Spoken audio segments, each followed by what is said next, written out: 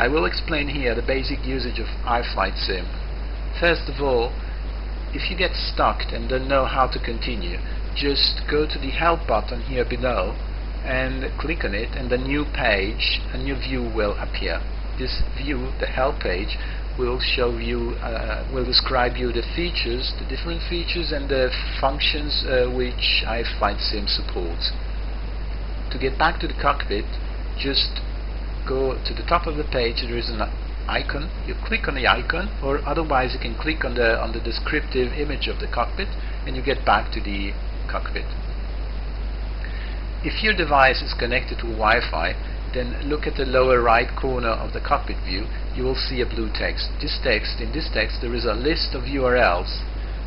You take the external URLs and you put it in your external browser of a computer. You could use Internet Explorer, Mozilla Firefox, Safari, Google Chrome, or another browser you like, and you would then see a very large view of your cockpit, even if you're running the simulator on a small iPhone.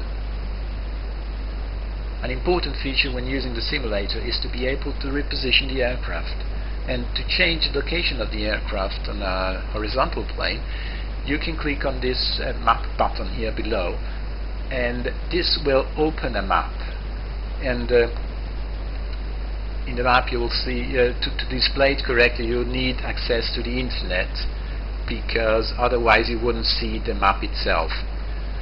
On top of the map there is the aircraft display. You will see an aircraft icon which indicates where the aircraft currently is, and around it you will see the nav aids which you can use to navigate. When repositioning the aircraft, be fast, since the page refreshes every 5 seconds to update the track, because of course you could see the track you flew as well. And if you drag the aircraft at the same time as the page refreshes, then the aircraft jumps back to its original position like this. So once repositioned, you're in an area and the new nav aids aren't refreshed, so you need to refresh the page in order to load the new nav aids.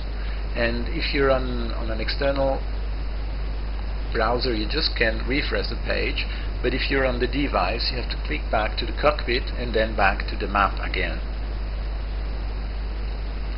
So now you go back to the cockpit, you see, since you changed the location, you generated a virtual speed which is represented here in the DME. Just ignore it for the moment. To input data, you can input data with this blue keypad here, and you could choose frequencies for the communication or for the navigation, or you could use it to select parameters for the simulation like wind or turbulence. And clicking on a digit will fill a buffer. You see the value of the buffer here below, and if you did a mistake, just press the cancel button, the red cancel button, and the entire content of the buffer will be erased. Once you chose a value, let's say in this case a heading, you can pass the heading to the desired instrument by clicking on the instrument itself. In this case it would be clicking on the direction indicator. You'll see when clicking, you will see that the instrument immediately reacts to it. In this case it would orientate itself to the value you chose, and at the same time the value of the buffer is cleared, so the buffer is empty. An empty buffer is the equivalent as to say 0. So if you click again, the buffer is empty, so it will reset the direction indicator to a value of 0, which is null. And this same principle works for most of the instruments. You could, for instance, select a new altitude by choosing something with the keypad and then just clicking on the altimeter.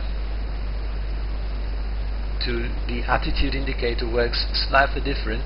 To trim the attitude, you could incline your iPhone or iPod to the desired angle, and then you just click on the attitude indicator. it will reset the attitude to a neutral horizontal flight, and from now on this will be the new neutral position.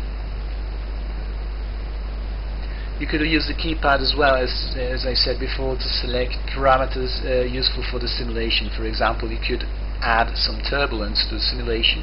You would, for example, choose 50, you click on turbulence, and this will start moving the attitude. It reflects directly on the attitude indicator.